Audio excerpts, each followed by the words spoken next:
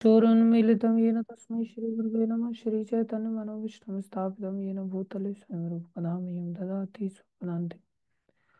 वन्देऽहं श्रीगुरुश्रीयुतापदकमलं श्रीगुरुन् वैष्णवांश श्रीरूपं सागरजातं सहगणा रघुनाथान्वितं तं सजीवं साद्वैतं सावधूतं परिजनसहितं कृष्णचैतन्यदेवं श्रीराधाकृष्णपदान् सहगणललिता श्रीविशाखान्वितांश हे कृष्ण करुणा सिंधु दीनबंधु जगतपति गोपेश गोपीकांत श्री राधा कांत नमस्तुते।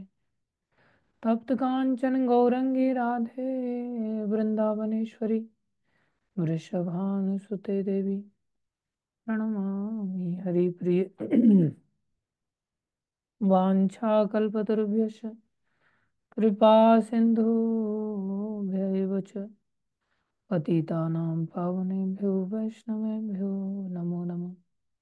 जय श्री कृष्ण चैतन्य प्रभु नित्यानंदा श्री अद्वैत गदाधर श्रीवासादि गौर भक्तवृंद।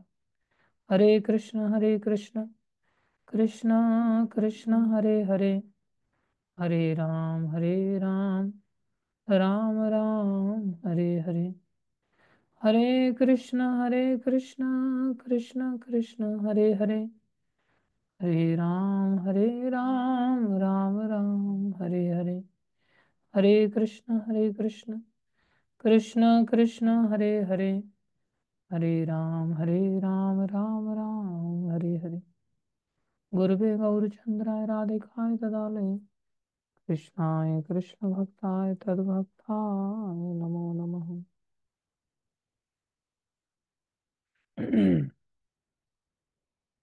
हरे कृष्ण। सभी भक्तों का हार्दिक अभिनंदन है, स्वागत है।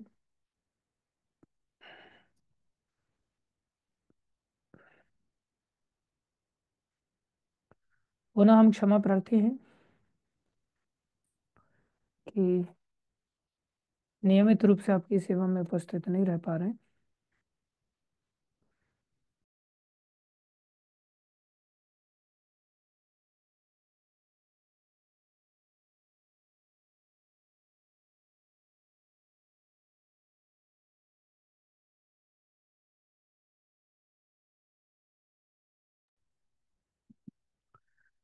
आगे के लिए आशा करते हैं कि हम आप लोगों की सेवा में कंटिन्यूटी को मेंटेन कर पाएं। सारी परिस्थितियां हमारे हाथ में तो है नहीं, इसलिए केवल आशा ही कर सकते हैं, भरोसा तो इतना नहीं दे सकते। हम लोग गुरु वैष्णव की दया से टूटी फूटी भाषा में टूटे फूटे समय सीमा के अंतर्गत इस चर्चा को कर रहे हैं, जिसमें पहले श्लोक की हम चर्चा कर चुके हैं। वाचो वेगम मनसा क्रोध वेगम जीवा वेगम उदर उपस्थ वेगम एतान वेगान यो विषहेत धीरा सर्वामपि मां पृथ्वीं शशिष्यात्। हम लोगों के जीवन का लक्ष्य भगवान को साध्य रूप में प्राप्त करने का है। भगवान की प्राप्ति के लिए साधन रूपी केवल भक्ति ही एकमात्र उपाय है, और कोई दूसरा उपाय नहीं है। उस भक्ति के अंतर्गत ये वेग इतनी बड़ी बाधा बन जाते हैं कि ना तो हमारे प्रयास से हम भगवान की भक्ति को प्राप्त कर सकते हैं, ना किसी और के द्वारा दिए जाने पर हम प्राप्त कर सकते हैं, और ना ही दोनों ओर से प्रयास करने पर भी हम भक्ति को प्राप्त कर सकते हैं। जब तक कि हम दूसरे पक्ष को नहीं जानते, जो कि इस रास्ते पर चलने वाले तूफान की तरह है, खड्डों की तरह है, इनको भरना ही होगा। इन 6 वेगों को, जो कि हमारे जीवन की एक आवश्यकता भी है, हम सभी इस संसार में जन्म लिए हैं, तो हम सभी अज्ञानता से तो घिरे हुए हैं ही। तो अज्ञानता के कारण हमने अपने आप को शरीर मान लिया है, जो कि हम हैं आत्मा। तो शरीर के स्तर पर भी तो हम जिएंगे ही ना। इसलिए वेग हमारे अंदर शरीर के स्तर पर होने के कारण ही उठते हैं। तो इनको कैसे हम आवश्यकताओं की पूर्ति भी करें और ये वेग ना बने, हमारी नीड के अंतर्गत इनको फुलफिल किया जाए। ले क्या उपाय है? सब चीजों को कृष्ण से जोड़ दिया जाए। वाचो, बोलने की शक्ति कृष्ण में लगाई जाए, मन को कृष्ण में लगाया जाए। वाचो बेगम मनसा क्रोध बेगम, क्रोध को भी कृष्ण की सेवा में लगाया जाए और उसके लिए आवश्यक है कि नियंत्रित किया जाए। जीवा को भी कृष्ण का प्रसाद खिलाया जाए, उदर भी नियंत्रित हो जाएगा और उपस्थ भी नियंत्रित हो जाएगा। इसको भी कृष्ण की सेवा में लगाया जा सकता है, लेकिन सब चीजों को नियंत्रित भी करना होगा। और कृष्ण की सेवा में लगाने से ये सब चीजें शुद्ध हो जाएंगी और शीघ्र ही हम आत्मा के स्तर की अनुभूति करेंगे। कुल मिलाकर के डराना इस श्लोक का अर्थ नहीं है कि ये नहीं कर रहे हो तो तुम्हारी भक्ति में तुम लोग आगे बढ़ ही नहीं सकते। भक्ति की फिर भी शक्ति है। हम सबको भक्ति में लगना पड़ेगा, किसी भी हालत में, कैसी भी परिस्थिति हो, भक्ति का त्याग नहीं कर सकते। भक्ति करते रहेंगे, धीरे धीरे शक्ति आएगी और धीरे धीरे इस शक्ति के आधार पर हम इन वेगों को शमित कर पाएंगे, बुझा पाएंगे। लेकिन साथ साथ और भी कुछ आवश्यक चीजें हैं जो यहाँ पर उसी से मिलता जुलता श्लोक है। जो भक्ति करने लग गए हैं, जिनको वेग बहुत ज्यादा परेशान नहीं कर रहे, उनको भी सावधान रहने की जरूरत है, क्योंकि ये इतनी शक्तिशाली चीजें हैं कि भक्ति को भी नष्ट कर सकती हैं। कौन सी चीजें हैं? 6 चीजें हैं जिनसे हमारी भक्ति नष्ट हो जाती है।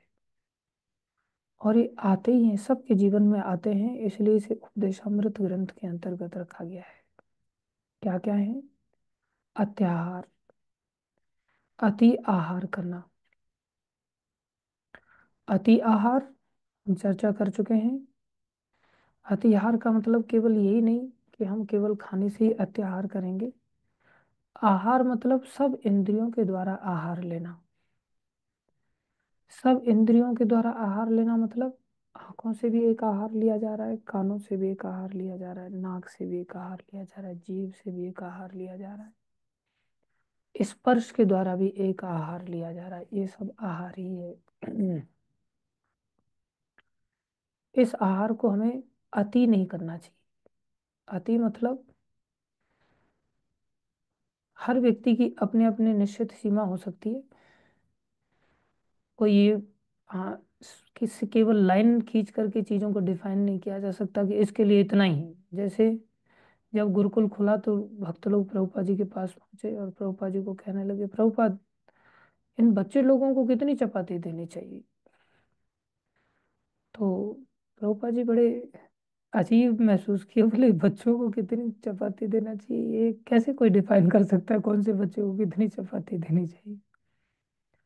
तो प्रभुपाद जी ने कहा 2-4 चपाती जैसा भी है देख करके बच्चों को दे सकते हैं। तो उन्होंने 2 और 4 के बीच की 3 चपाती स्टैंडर्ड बना दिया। और फिर बोले children means only 3 chapatis, not more than that. Adult can have 5 or 6, but childrens they are allowed only to have 3 chapatis. तो ये एक लाइन खींचने से काम नहीं चलेगा। हर व्यक्ति का एक आहार की एक अपनी मर्यादा है, जिसके बिना उसको फील हो सकता है कि भाई मेरे लिए जीना मुश्किल हो जाए। तो कृष्ण भक्ति करने के लिए हमें मनुष्य शरीर मिला है, इसके लिए हमारा आहार बहुत सीमित होना चाहिए। आहार में सब चीज आती है।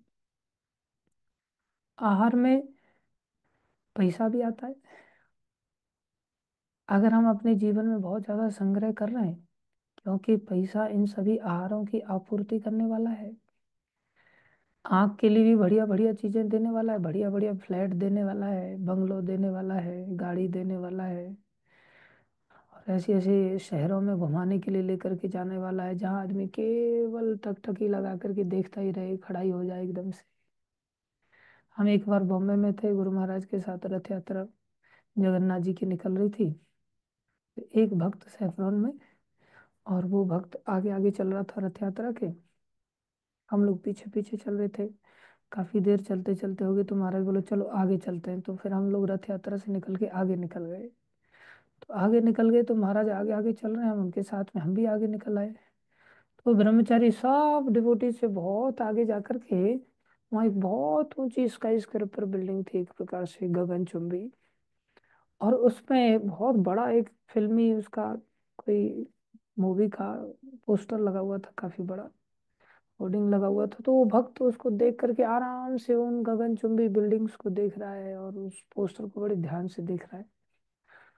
महाराज पीछे से चले गए, महाराज ने हरि बोल, फिर भी उसका ध्यान नहीं था। कोई हरि बोल भी बोल रहा है, उसको ये भी नहीं पता है। वो बस उन बिल्डिंग्स को देख रहा है। बड़े सुंदर ब्लॉक्स के बड़े बड़े चौड़े चौड़े रोड बने हुए हैं, उनको देख रहा है। कई बार ऐसा होता है जब हम पहली बार देखते हैं तो इन सब चीजों को देख करके आश्चर्यचकित हो जाते हैं। हम ही पहली बार दादर स्टेशन पर गए, बॉम्बे जा रहे थे जन्माष्टमी वगैरह के कार्यक्रम के लिए। तो दादर स्टेशन पे देखा तो सब लोग भाग रहे हैं पागलों की तरह, ट्रेन से उतर उतर कोई इधर भाग रहा है, कोई इधर भाग रहा है। मैं सोचा यहाँ भगदड़ किस बात की चल रही है।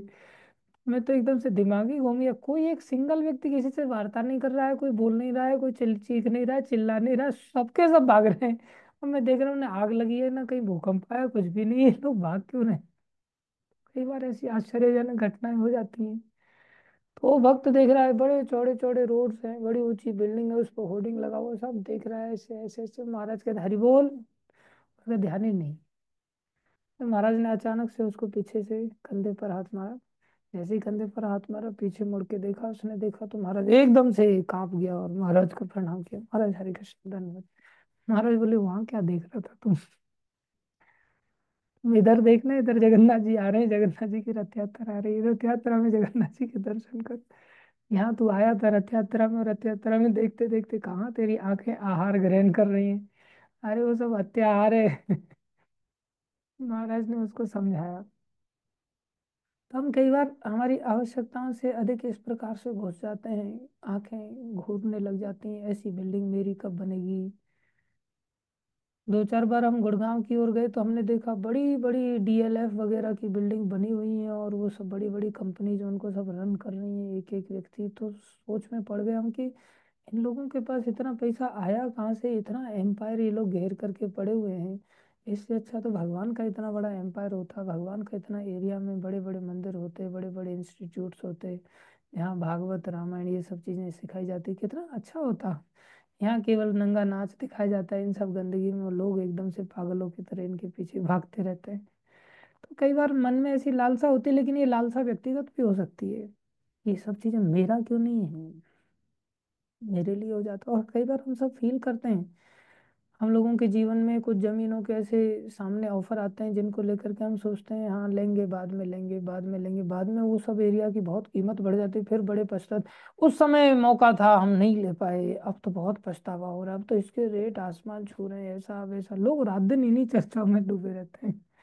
तो ये क्या है, बोले ये अत्याहार की चर्चा है, जो हमारे जीवन की आवश्यकता है ही नहीं।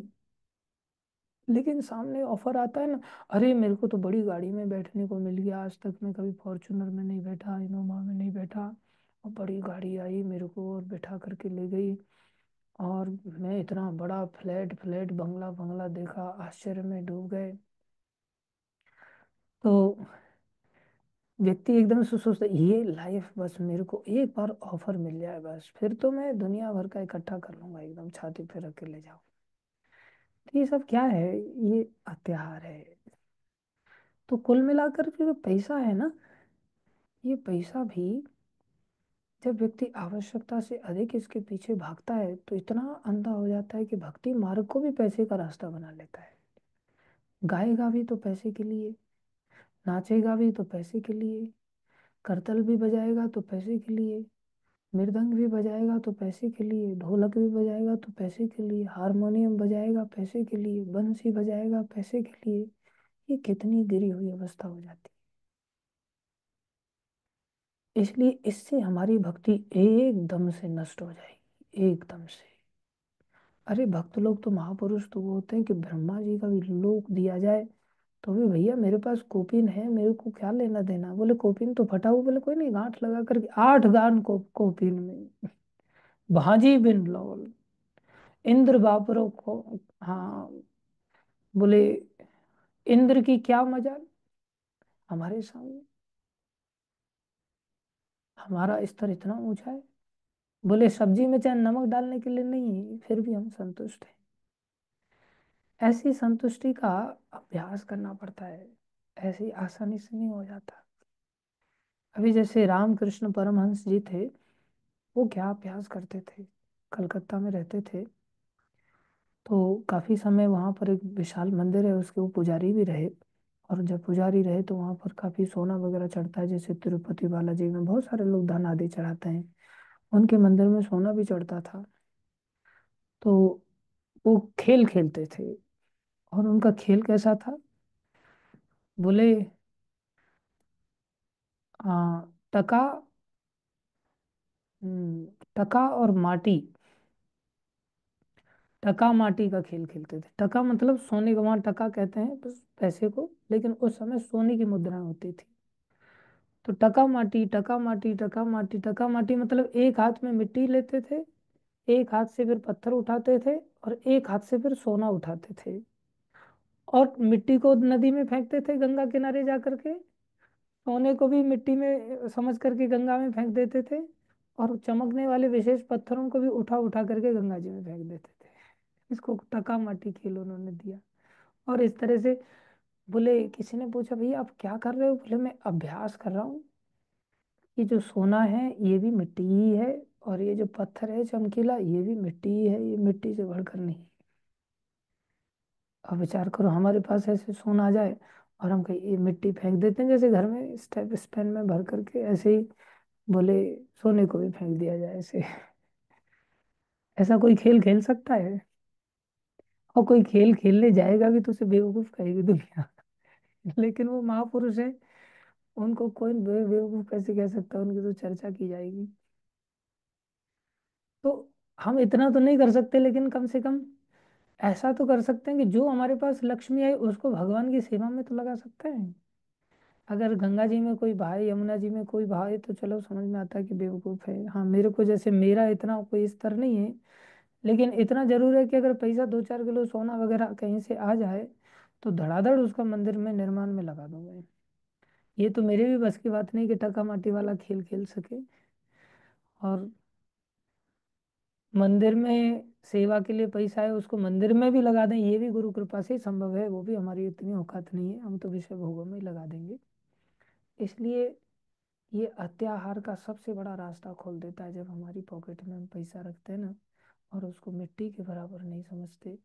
और मिट्टी के बराबर जो पैसा पॉकेट में है, उसको तो क्या समझेंगे, जो आ रहा है या आने का जब दरवाजा खुल जाता है ना, आदमी समझता है अरे बिना पैसे के जीवन मिट्टी है। तो व्यक्ति उसके पीछे भाग जाता है, ये बहुत खतरनाक है।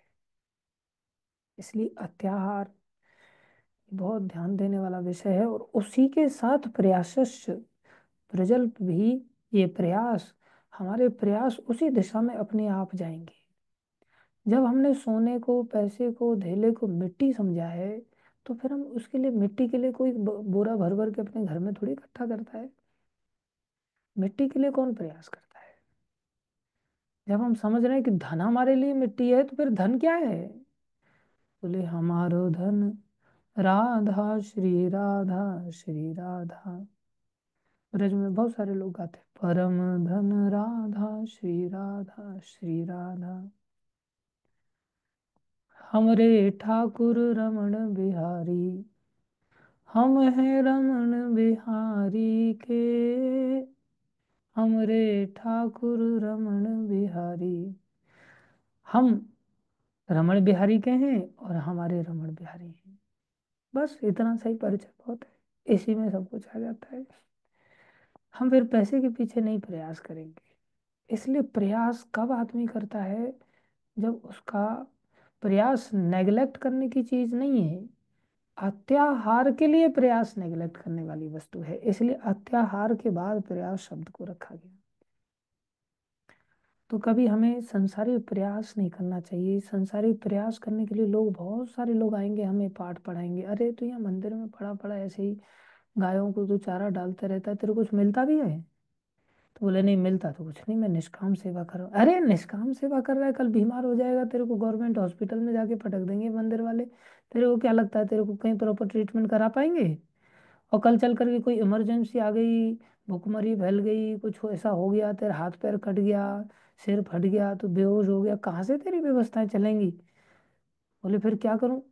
बाहर तो कोई मेरे को इतना रखने के लिए भी तैयार नहीं, मैं तो मंदिर में ही रोटी खाने के लिए एक अवसर ढूंढ रहा। अरे मंदिर वाले घोर चालाक लोग हैं। तू नहीं जानता, पहले वाला जो गौ सेवक था ना, उसको ये पैसा देते थे, इसलिए तू इनके सामने सीधा हाथ खड़े कर दे, बोले मैं जा रहा हूँ गौशाला छोड़ करके, मेरे को पैसा दो नहीं तो मैं जा रहा हूँ गौशाला छोड़ कर। और फिर डिमांड करने लग जाता है आदमी, हाँ मेरे को पैसा दे दो साहब। और फिर उस एक डिमांड से फिर जहां से दूसरा पैसा थोड़ा बढ़ करके देगा, फिर वहां पीछे भागने लग जाएगा। और इस प्रकार से पूरा अनमोल मनुष्य जीवन, जिसको कि अरबों खरबों की संपत्ति दे करके भी एक सांस लौटा करके कृष्ण नाम में नहीं लगा जा सकती, लौटा ही नहीं जा सकती, तो कृष्ण नाम में कहाँ से लगा पाएंगे? हमने कितने सस्ते में अपने जीवन को बेच दिया, एक प्रकार से कितने सस्ते में बेच दिया। इसलिए इस जीवन को किसी भी कीमत में हमें संसारी प्रयास के लिए नहीं दौड़ाना चाहिए। संसारी लोग तो हमें ऐसे प्रयास के लिए प्रेरित करेंगे, लेकिन हमें ऐसे प्रयास के लिए प्रेरित नहीं होना है। समस्या क्या है? इस भक्ति के प्रयास के लिए प्रेरित करने वाले तो गिने चुने लोग होते हैं, और जो होते भी हैं वो भी भक्ति पंडित होते हैं मेरे लिए, मेरे जैसे, कि केवल प्रेरणा की बातें मात्र करते हैं लेकिन प्रेरित नहीं कर पाते। कुछ ही भक्त होते हैं, जैसे वैष्णव सेवा प्रभु कल आज सुबह के प्रवचन में बता रहे थे कि भैया हमें मंदिर में जाना चाहिए, वहां जाकर के झाड़ू की सेवा मिल जाए, अकाउंट की सेवा मिल जाए, जो सेवा मिल जाए हमें जाकर के करना चाहिए। तो हालांकि आज हिम्मत करके आकर के बैठ के सुन रहे हैं क्लास को, तो कुछ ही लोग ऐसे गंभीर भक्त होते हैं जिनके प्रयत्न करने से, प्रयास की प्रेरणा देने से लोग प्रयास करने लग जाते हैं। लेकिन आजकल ज्यादातर बोलबाला मेरे जैसे भक्ति पंडितों का है, तो ऐसे लोगों को लोग प्रेरणा का स्रोत मानते हैं, और वो भी प्रेरणा दे नहीं पाते, क्योंकि उनके आचरण में वो चीजें होती नहीं, मेरे आचरण में जैसे नहीं है। बातें तो मैं बड़ी बड़ी कर रहा हूँ, आचरण में कहाँ से आए? आचरण के लिए तो मेरे को गुरु परंपरा का आश्रय लेना पड़ेगा, लेकिन आश्रय में लेता नहीं, अहंकारी जीव हूँ। एक भक्त कहता है आप मनोमुखी हैं। मनोमुखी मतलब अपने मन के अनुसार चलने वाले। पता नहीं आप कब सरेंडर करेंगे अपने जीवन को। तो मेरे को बड़ा अच्छा लगा कि कोई व्यक्ति तो मेरे बारे में कम से कम सच्चाई जान पा रहा है कि मैं मनोमुखी हूँ। कब हम भक्त बन पाएंगे पता नहीं। ने कभी आशीर्वाद देना कि मैं मनोमुखी ना रहूं, जीवन कभी आश्रय में चला जाए। इसीलिए मैं फील करता हूँ कि करनी में वो जीवन में नहीं आ पाती, कथनी तो बोल देते हैं। तो हमारा जीवन संसार में, फिर संसारी लोग कैसे होते? बोले वो तो संसारी प्रयास में करनी में घुसे रहते पूरी तरह से, वो तो उनका जीवन क्रियात्मक है संसारी प्रयास के लिए। तो उनकी बातें जब हम सुनते हैं तो एकदम से असर हो जाता है चित्त में, और जैसे ही किसी ने एक बार बोला और तुरंत असर हो गया, तो बस दौड़ पड़ते हैं हम संसारी प्रयास के लिए। लेकिन परिणाम बड़ा भयानक है। इसलिए वातावरण में चारों तरफ जिधर दाएं बाएं ऊपर नीचे घूमेंगे हम, तो सब तरफ यही देखेंगे कि लोग पैसे के पीछे भागने वाले प्रयासरत बहुत हैं, और वो हमें भगाने के लिए, प्रेरणा देने के लिए तत्पर रहते हैं। रात दिन सब जगह पे यही चर्चा है एक प्रकार से।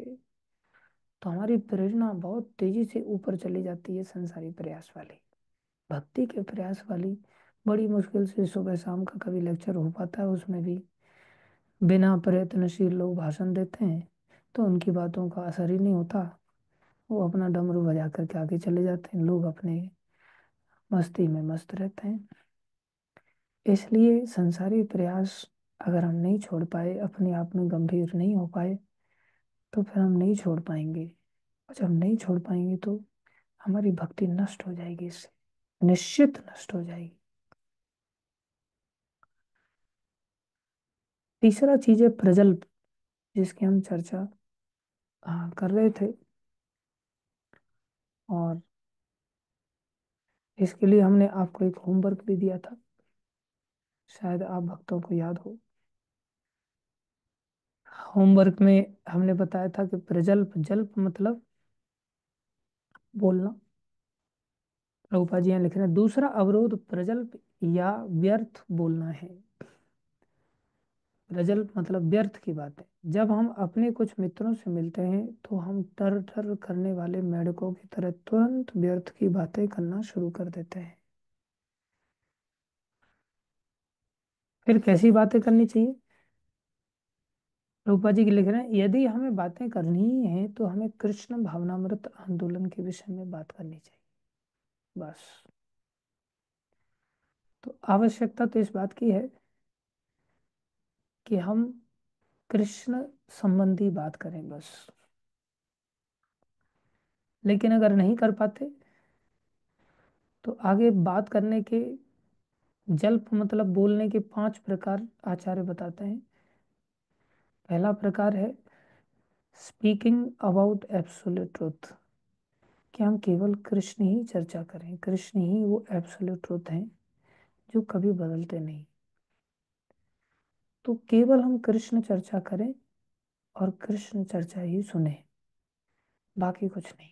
अब कोई कहे हम तो कीर्तन की रात दिन चर्चा करते, कीर्तन की श्रवण करते हैं, लेकिन कीर्तन की चर्चा, कीर्तन की श्रवण अगर हम कर रहे हैं और उसमें सोच रहे हैं कि हमें दिन का 5,000 रुपया मिल जाए, 2100 रुपया मिल जाए, 1100 रुपया मिल जाए, तो 1100 रुपये की चर्चा है, वो कृष्ण चर्चा नहीं है। और उससे हम 1100 ही मिलेंगे, कभी जीवन भर कीर्तन करते करते निकल जाएगा, कभी कृष्ण नहीं मिलेंगे। इसलिए अहेतु की, केवल बिना किसी हेतु के, बदले में हमें कुछ नहीं चाहिए, केवल कृष्ण चाहिए। संसार में कितने सारे लोग कीर्तनियास बन बन करके अपने जीवन में पैसा नहीं, एकदम अमीर हो गए, खूब पैसा कमाया उन्होंने। इसलिए चर्चा मतलब एब्सोल्यूट ट्रुथ। अगर कोई नहीं कर सकता ऐसा तो हमें क्या करना चाहिए? मीठे वाक्य बोलने चाहिए। 5 प्रकार के लोगों की वार्ताएं होती हैं। लोग कृष्ण चर्चा को छोड़ करके मीठे बोलने वाले बहुत होते हैं, जो सुनने में बहुत बढ़िया लगता है। It's very pleasing to hear. तीसरे होते हैं जो कृष्ण चर्चा नहीं करते और मीठा भी नहीं बोलते, लेकिन सच बोलते हैं। आपने सुना हो, सच बोलता हूं मैं, चाहे कड़वा लगे चाहे कैसा भी लगे, मतलब मेरा स्वभाव है सच बोलना। अब वो कौन सा सच है भाई? बोले वो एब्सोल्यूट ट्रूथ नहीं है, वो रिलेटिव ट्रूथ है, संसार का सच है। संसार का सच वास्तव में सच नहीं है, वो थोड़ी समय का सच है। और जो थोड़े समय का सच है वो इवेंचुअली झूठ ही है देखा जाए तो। लेकिन फिर भी अच्छा है। अभी जैसे कोई प्योर झूठ बोल रहा है और कोई, हाँ, कह रहा है कि मैं बच्चे की सौगंध खा करके बोलो मैं बिल्कुल सच कह रहा हूँ, तो वो भी सच बोल करके कम से कम अपना आधार तो सच का बना रहा है। तो कोई कड़वा सच बोले, थोड़ा तीखा सच बोले, लेकिन फिर भी सच बोल रहा है तो अच्छा है। हालांकि उससे पहले वाला भी सच बोल रहा है, ऐसा नहीं कि मीठा बोल रहा है जो झूठी बोल रहा है, वो भी सच ही बोल रहा है, लेकिन बेस्ट है वो सच को थोड़ा मीठे के साथ बोल रहा है, ऐसा सच बोल रहा है। एक है जो सच तो बोलता है लेकिन कड़वा बोलता है। जैसे अब कोई भक्त आया और उसको हमने कहा, हरे कृष्णा महाराज जी प्रणाम आपको। तो एक लहजे के साथ हमने बोला और बड़ी विनम्रता के साथ बोला, सच बोला, प्रणाम बोला, अच्छी बात है, धन्यवाद महाराज, ये सच है लेकिन कड़वा है। आइए आइए बैठ जाइए, ये कड़वा सच है। तो वाक्य तो हमारे वल्गु हैं, अच्छी बात है, वल्गु वाक्य हैं, अच्छे वाक्य हैं, लेकिन मधुरया गिरा नहीं है, मिठास नहीं है उन वाक्यों में। जो गोपियां भगवान के लिए उच्चारण करते हैं वो वाक्य शैली नहीं है हमारी। किसी ने बोला, भैया क्या कर रहे हो? अंधा है क्या, दिखाई नहीं दे रहा है? झाड़ू लगा रहा हूँ। तो ये सच ही कह रहा है वो, लेकिन बहुत कड़वाहट के साथ सच बोल रहा है, मिठास नहीं है, उसकी टोन अलग बता दे रही, खाली टोन से ही पता चल जाता है कि ये कौन से लेवल का सच है। और कई बार लोग कहते सच तो कड़वा ही होता है, ऐसा कुछ नहीं भाई। क्या कृष्ण सच नहीं है? कृष्ण से ज्यादा मीठा कौन हो सकता है? उनका क्या मीठा नहीं है? उनके अधर मीठे हैं, उनके दांत मीठे हैं, उनका हंसना मीठा है, उनकी आंखें मीठी हैं, उनके गाल मीठे हैं, उनकी पीठ मीठी है, उनका उदर मीठा है, उनकी चरण मीठे हैं, उनकी चाल मीठी है, उनका थप्पड़ मारना मीठा है। थप्पड़ मारना भी मीठा है। वो थप्पड़ खाता जाएगा और कृष्ण के गुण गाता जाएगा। मिठास नहीं होती तो जामवन जी इतने समय तक भगवान के साथ लड़ते नहीं रहते।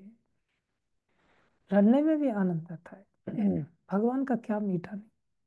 कई बार लोगों का, हाँ, ड्रेस मीठी होती है लेकिन शकल एकदम से भद्दी होती है।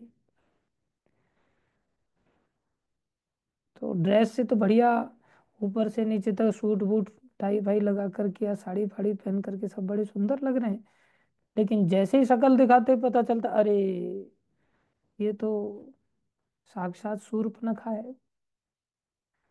तो फिर आदमी का वो पता चलता कितना कड़वाहट है।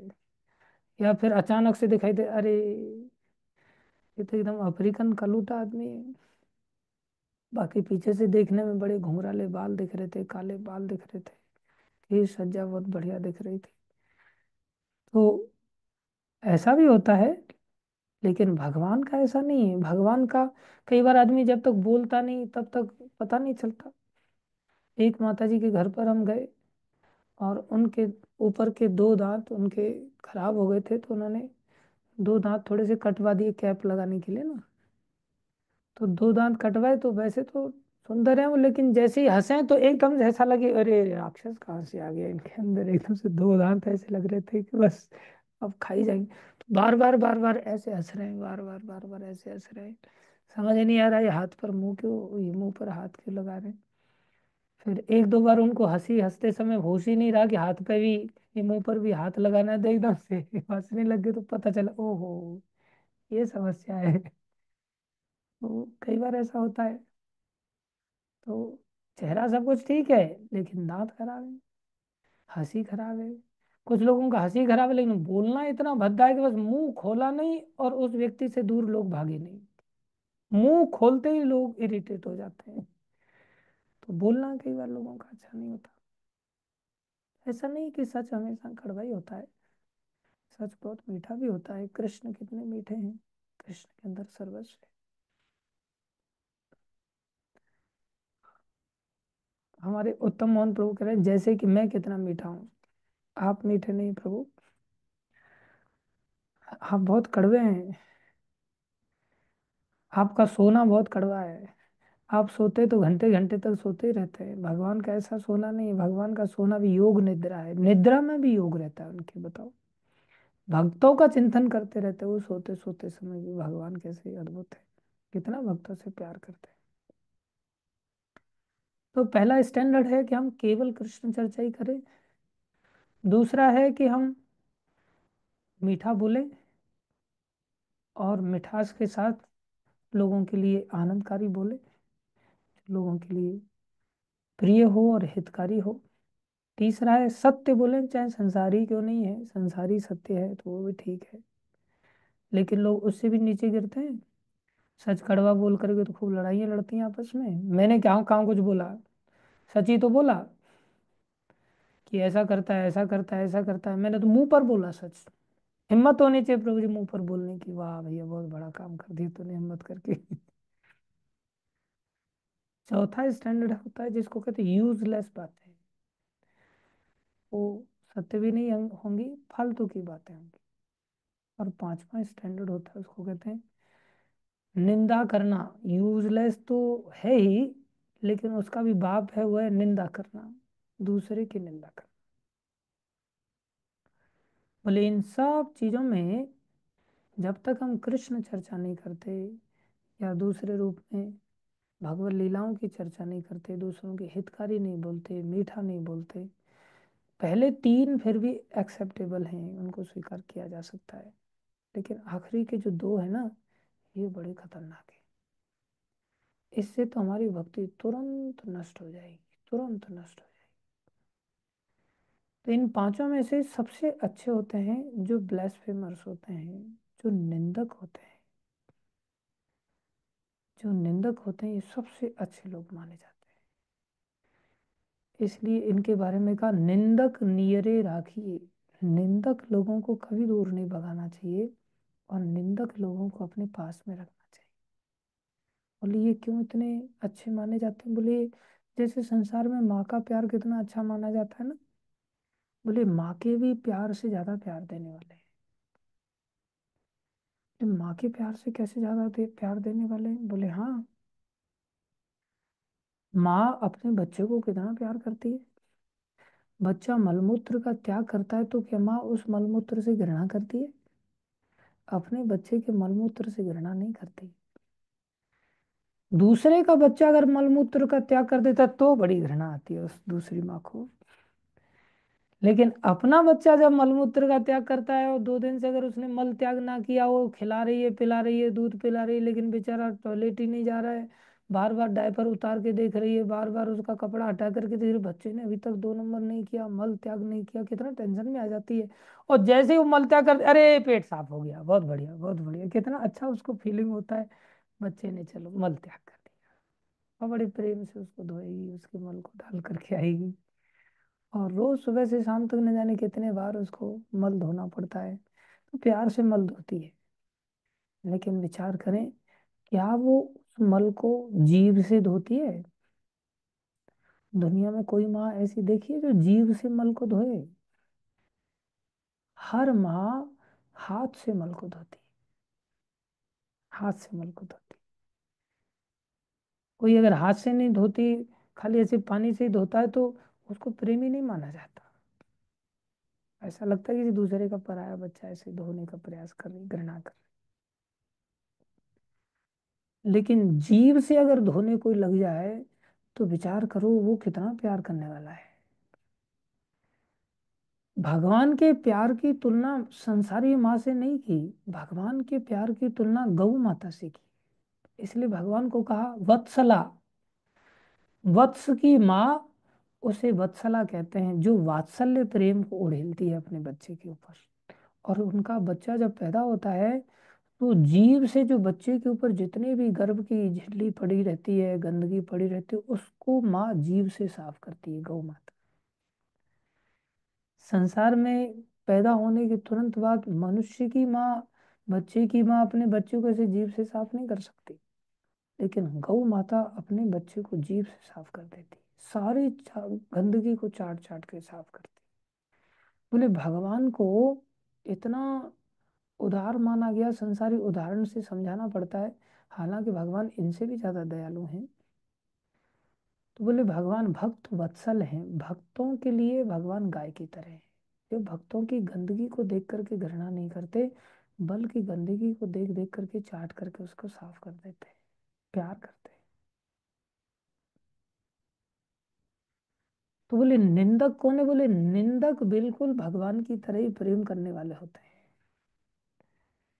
और हम लोगों को निंदक कितने बुरे लगते हैं, अपने अंदर अगर हम झांक करके देखें। बोले निंदक क्या करे? हमारी गंदगी को जीभ से चाट चाट के साफ करते हैं। उदाहरण के लिए मैंने आपको पहले बताया था कैसे साफ करते हैं। कुछ दिन पहले हमने कहा था कि जब हम अपने बारे में कुछ भी बोलते हैं, तो हमारे जीवन से जो कुछ भी बोल रहे हैं हम, वो चला जाता है अपने बारे में बोलने से। और जब हम दूसरे के बारे में कुछ भी बोलते हैं, कुछ भी बोलते हैं, वो हमारे जीवन में आ जाता है। ये नियम है, ये प्रिंसिपल है, ये सिद्धांत है। तो दूसरे के बारे में अगर हम बुरा बोलते हैं, निंदा करना मतलब बुरा बोलना, तो जब हम दूसरे के बारे में बोलते हैं, तो उसकी वो बात हमारे जीवन में आ जाती है, क्योंकि हम दूसरे के बारे में बोल रहे हैं। दूसरे के बारे में अच्छा बोलते तो उसकी अच्छाई हमारे अंदर आ जाती। दूसरे के बारे में बुरा बोला तो उसकी बुराई हमारे अंदर आ जाएगी। और इसका अनुभव मैं तो इतना नहीं कर पाता, अनुभव इतना कर पाता तो मैं तुरंत अपने आप में निंदा करना छोड़ देता जीवन में। मेरे साथ में हाँ कई सारे भक्त लोग इस बात को जरूर अनुभूति करते हैं। एक भक्त मेरे को बताता है, प्रभु क्या कहता है, प्रभु जी ये भक्त ऐसा है, ऐसा है, ऐसा है, ऐसा, उसने खूब ढेर सारी निंदा की। और मेरे को कहता है आप इस भक्त को समझाना थोड़ा सा कि इसमें ये सुधार आए, ये सुधार आए, ये सुधार आए। और दूसरे दिन क्या किया, क्या हुआ, उस व्यक्ति के अंदर ही वो समस्या पैदा हो गई। जैसे वो कह रहा है मेरे को, ये भक्त है ना प्रभु जी बहुत आलसी है, उठने का नाम ही नहीं लेता सुबह में। और दूसरे दिन उसका फोन आया, प्रभु जी ये बात दूसरे के बारे में बोलना इतना जल्दी असर कर जाता है क्या? मैं बोला क्या असर कर गया? बोले मैंने कल बताया आपको कि ये भक्त बहुत आलसी है, और आज उसने मेरे को उठाया। बोले आ जाओ प्रभु जी मंगल आरती आ जाओ, बहुत देर बहुत समय हो गया अब आपको सोते सोते, आ जाओ। बोले कल मैंने उसकी निंदा किया और आज मेरे अंदर वो मलिनता आ गई और मैं सोता रह गया और वो भक्त मेरे को उठाने आ गया। तो ये वास्तव में इतना जल्दी असर करता है। आप सबके अनुभव में ये बात कभी आई होगी, जब हम किसी की बुराई करते हैं पराया, तो बुराई के शिकार हम खुद ही हो जाते हैं। इसलिए ये कितनी सत्य बात है कि हम किसी दूसरे के बारे में कुछ बुरा बोलते हैं तो हमारे जीवन में आ जाएगा, मतलब हमने क्या किया, उसको साफ कर दिया, उसकी सफाई कर दी। तो अगर हमारे आसपास में कोई हमारी निंदा करता है तो हमारा कितना बड़ा हितैषी है, हमें वो जीव से साफ कर रहा है। लेकिन हमारे लिए इतना ही बड़ा चैलेंज है कि हम उसके साथ सरवाइव नहीं कर सकते। तो फिर क्या हमें भी इतना अच्छा बन जाना चाहिए दूसरों की निंदा करके दूसरों का भला करना चाहिए क्या? बोले निंदा करके दूसरों का भला तो आप कर रहे हो, लेकिन अपने जीवन में क्या हो रहा है फिर उसके कारण हमारा भी बुरा हो रहा है, हमारा भला नहीं हो रहा है। क्योंकि हम इस एटीट्यूड से भला नहीं कर रहे हैं सामने वाले व्यक्ति का कि इसका भला हो, नहीं तो निंदा ही क्यों करते। कोई कहे कर भला हो भला, और हम तो भला कर रहे हैं, तो फिर हमारा बुरा क्यों हो रहा है? हमारा इसलिए बुरा हो रहा है क्योंकि हम बुरा करने की दृष्टि से दूसरे व्यक्ति की निंदा कर रहे हैं, हम भला करने की दृष्टि से नहीं कर रहे हैं।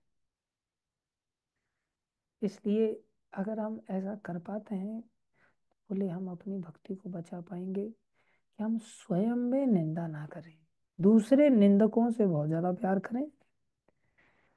दूसरे निंदकों से प्यार करने का मतलब ये नहीं कि कोई हमारे सामने दूसरे की निंदा कर रहा है, फिर तो वो चर्चा सुनने के कारण, उसकी निंदा सुनने के कारण हमारे अंदर भी वो गंदगी आ जाएगी, क्योंकि हम दूसरे की निंदा सुन रहे हैं ना, वो भी हमारे अंदर आएगा। इसलिए अपने पास उन्हीं लोगों को रखना चाहिए जो हमारी निंदा करते हैं, और हमें भी उन लोगों के साथ रहने में कंफर्टेबल फील होना चाहिए जो हमारी निंदा करते हैं। जो दूसरे की निंदा करते हैं, बोले उनको साथ में न रखना चाहिए, और ना ही हमें ऐसे लोगों के साथ रहना चाहिए। लेकिन वर्तमान समय इतना खतरनाक है कि आप निंदा ना केवल एक गली के स्तर पर कर सकते हैं, मोहल्ले के स्तर पर कर सकते हैं, गांव के स्तर पर क्या, जिला क्या, आप इंटरनेशनल लेवल पर निंदा कर सकते हैं व्हाट्सएप वगैरह के द्वारा। कितने सारे चैटिंग के हमारे प्लेटफॉर्म चल चुके हैं जिसमें इंटरनेशनल लेवल पर निंदा होती है, विचार कर। कितना हम दूसरे लोगों की भलाई करने में लगे हुए हैं। तो हमारी निंदा करने वाले सबसे बेस्ट लोग, और अगर हम निंदा किसी और की कर रहे हैं या कोई और व्यक्ति किसी और की निंदा कर रहा है, वो सबसे वर्स्ट लोग हैं, सबसे घटिया लोगों की कैटेगरी में आते हैं। इसलिए इसके परिणाम भी बड़े भयानक हैं। तो हमें क्या करना होगा फिर? पहले उसके लिए तपस्या करनी होगी। वो तपस्या क्या है, हमने प्रश्न आपके सामने रखे थे कि आप लोग बताएंगे कि हम लोगों को वाणी की तपस्या क्या है। जीव की भी तपस्या है, वाणी की भी तपस्या है। भगवान ने 3 प्रकार की तपस्या बताया, मन की, वाणी की और शरीर की। इसमें वाणी की तपस्या बताया, उसका हमने श्लोक आपको ढूंढने के लिए भगवत गीता में दिया था। तो मेरे पास कुछ भक्तों का रिपोर्ट आया था, जिन भक्तों ने होमवर्क किया था। हमारे अमर निताई प्रभु जी हैं, और माधुरी माता जी हैं, जगत पावनी सत्या माता जी हैं, उन्होंने भी सही आंसर दिया। सिया माता जी हैं, और इच्छा माता जी, और गौरी देवी माता जी। इन लोगों ने होमवर्क के लिए थोड़ा सा समय निकाला, हालांकि कोई बहुत ज़्यादा रॉकेट साइंस वाला काम नहीं था कि ढूंढना बहुत मुश्किल था, लेकिन थोड़ा हम प्रयास करते तो हम सब लोग आंसर दे पाते। और भी भक्त लोगों ने इसके लिए प्रयास किया होगा निश्चित रूप से। किसी ने किया है, हाथ खड़ा करे। इन भक्तों के अलावा और भी कोई लोग जानते हैं क्या? यस, मनु प्रभु ने आंसर दिया। 17.15, 17वें अध्याय का 15वां श्लोक है। बलदेव प्रभु को भी पता है, वेरी गुड। और पर्वतमणि प्रभु, आपने नहीं होमवर्क का कुछ सोचा था?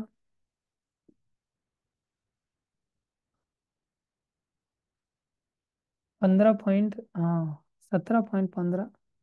बहुत सुंदर श्लोक है। भगवान ने कहा है, बोले ऐसे वाक्यों को नहीं बोलना चाहिए।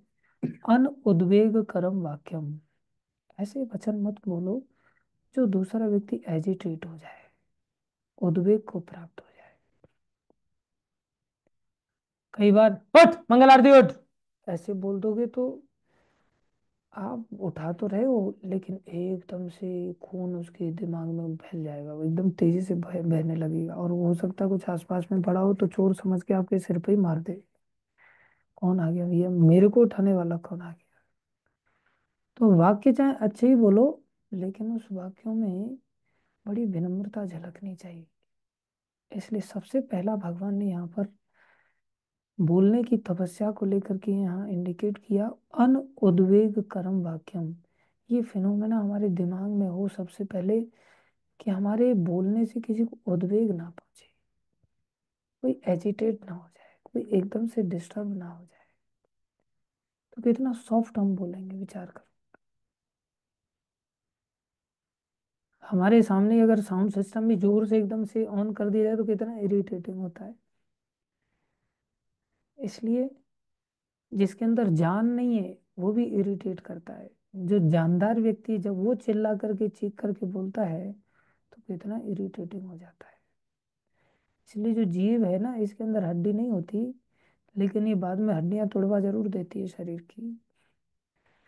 इसलिए खुद तो बच जाती है, लेकिन दूसरों से हमारी हड्डियां तोड़वा देती है अच्छी तरह से। इसलिए ऐसा बोलो ही मत जिससे कोई व्यक्ति उद्वेगित हो जाए। ये बात धीरे धीरे सीखने को मिलती है, और बड़ी इसमें ताकत लगती है। कई बार बहुत सहनशीलता भी लगती है। कई बार हमें कोई व्यक्ति दिखाई देता था बीड़ी पीता हो, तो हमने, है बंद कर बीड़ी। तो व्यक्ति एकदम से ताकतवर होगा तो नहीं नहीं बंद करूंगा, तो क्या कर लेगा, तो बोल। तो दूसरा व्यक्ति बंद नहीं करेगा, लड़ाई का एक अखाड़ा बन जाए। हमारे मंदिर में ऐसा लड़ाई का अखाड़ा बन गया एक बार। खाली बीड़ी लड़ाई का अखाड़ा बन गई, पुलिस चौकी तक मामला चला गया। तो एक आध भक्त था, वो बेचारा बीड़ी पी रहा है। अब ब्रज में तो सब बीड़ी पीते ही है, परिक्रमा मार्ग में बीड़ी पीते पीते मंदिर में अंदर आ गया, और बीड़ी पी करके बैठ करके धुआं छोड़ रहा था। तो किसी भक्त ने बोला, भैया यहाँ मत बीड़ी पियो। तो उसको लगा कि नहीं, मैं तो पीऊंगा। ऐसे कैसे पी लेगा? अब इसने ऐसे कैसे पी लेगा ऐसा ना बोल करके, भैया हम दंडवत प्रणाम करते हैं, हाथ जोड़ते हैं, पैर पूछते हैं, चले जाओ आप कृपा करके यहाँ से। तो जा सकता था वो, फिर वो मुद्दा इतना आगे नहीं बढ़ता। वो दुश्मनी एक प्रकार की ठन गई, एक बीड़ी को लेकर के। और दूसरी ओर अभी मेरे को कोई व्यक्ति, ये भगवान की कृपा से मेरे अंदर ऐसी बुद्धि आई एक बार।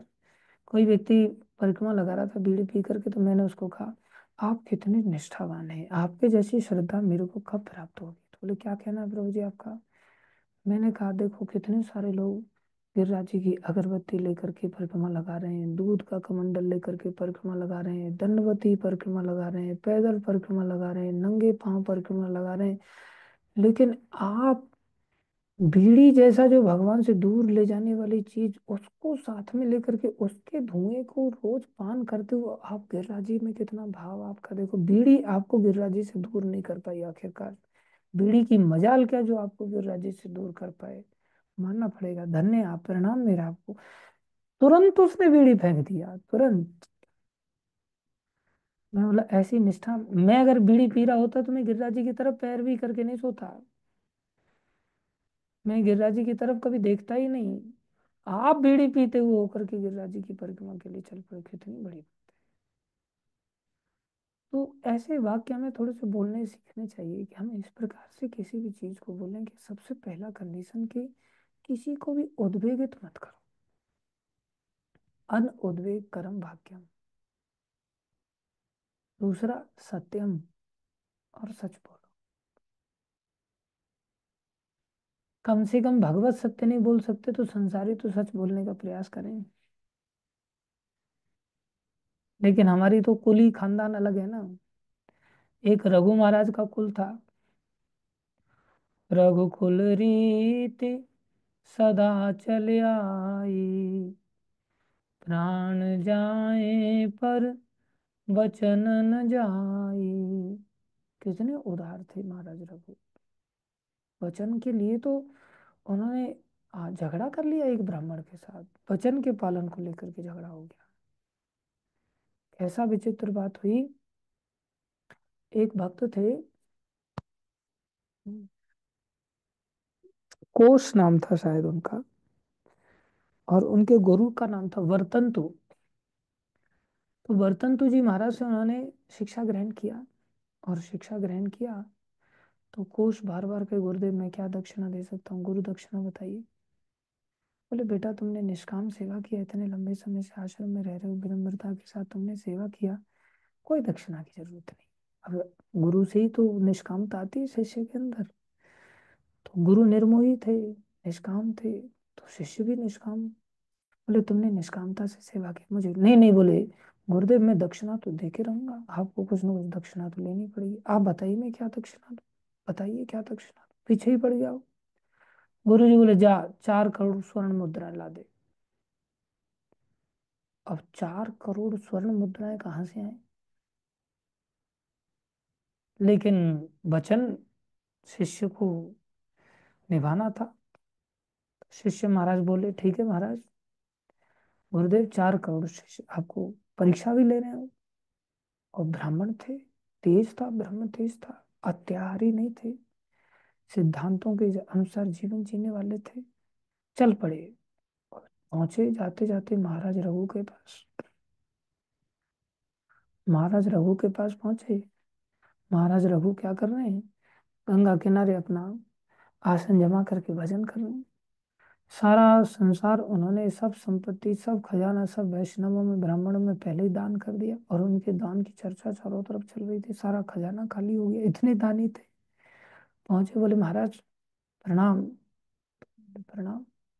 कहिए महाराज ब्राह्मण देवता कैसे आना हुआ। बोले हमें आपसे दान चाहिए था। दान। बोले दान तो हमारे पास है नहीं, हमने तो सारा खजाना खत्म कर दिया। बोले फिर भी हमारे दरवाजे से कोई निराश नहीं जाता। आप चिंता मत कीजिए, आप बताइए क्या दान में चाहते हैं आप हमसे। बोले ज्यादा नहीं, हमें 4 करोड़ स्वर्ण मुद्राएं चाहिए बस। अब 4 करोड़ स्वर्ण मुद्राएं कहाँ से देते, खजाने में कुछ है नहीं। कितने तेजस्वी पहुंचे, अच्छा आप रुकिए हम व्यवस्था करते हैं। पहुंचे गुरु वशिष्ठ के पास, बोले गुरुदेव प्रणाम। बोले प्रणाम, बताइए कैसे आना हुआ। बोले आशीर्वाद दीजिए। बोले क्या आशीर्वाद। बोले संसार के जितने भी राजा थे उन सबसे तो हमने टैक्स ले लिया, और उस टैक्स को लेकर के वैष्णवों में संसारी प्रचार प्रचार प्रसार कार्य में लगा दिया भगवत नाम के। अब तो हमारे पास कुछ है नहीं, और संसारी व्यक्ति से किसी से ले नहीं सकते, तो बताएं अब क्या करें। और ये ब्राह्मण देवता हैं, इन्होंने 4 करोड़ रुपए चाहिए, इनको 4 करोड़ स्वर्ण मुद्राएं कहाँ से दें। इसके चलते अब हमने प्लान किया है कि हम स्वर्ग के ऊपर चढ़ाई करें, और उनका जो कुबेर है देवता, उससे धन लेकर के आएंगे। राजा तो चढ़ाई कर ही सकता है, और अपना वचन निभाएंगे। हमने इनको वचन दिया, आप आशीर्वाद दीजिए। गुरु वशिष्ठ ने आशीर्वाद दे दिया, जाओ बस। देखो कैसे कैसे राजा होते थे, कैसे कैसे धर्मात्मा स्वर्ग पर चढ़ाई करेंगे। और जैसे ही उन्होंने स्वर्ग पर चढ़ाई करने के लिए बिगुल फूका, उससे पहले तो धन की स्वर्ण मुद्राओं की घनघोर वर्षा होने लग गई। और चारों तरफ सोना बरस रहा है सीधा उनके राज्य में। सब हैरान, ये सोना कैसे बरस रहा है भाई। पता चला कुबेर जी महाराज डर गए, बोले वैसे भी जा आने पर तो देना ही देना है, इससे अच्छा पहले ही दे दो, कुछ नाम कमा लो, कुछ आशीर्वाद दे दो।